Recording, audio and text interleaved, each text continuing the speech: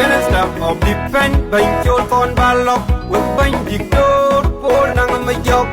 Chief of Defense Forces Queen Director of National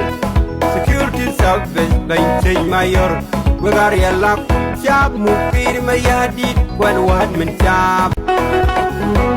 Nung Yaji Kimyalik Bing Jalupung Will Yalik Wag Mirikinu Alir Yen Banyamini Akuman Yalik Yen Kin Ken Jing Rodok Langak Duku Jam Balir Wanyai Dul Kepak Diyom Bok Bila Gok Kepak Dodian Jajol Buador Wajok Nakoya Rom Kamyalik Mudan Tirom Kayen Kubagam Long Dia Kweloy Alir Ping panachek bang panyali kai chatoi ni panyod ni kai chilur gayai jo la piali gayai la pilipil tu yu agop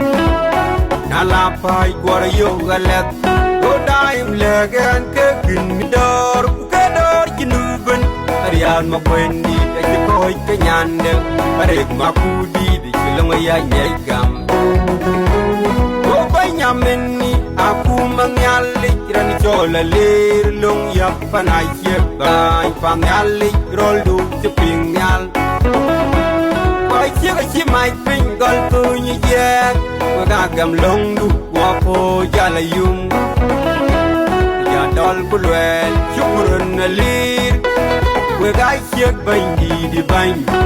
Inda yam yak ran kwe nya wedi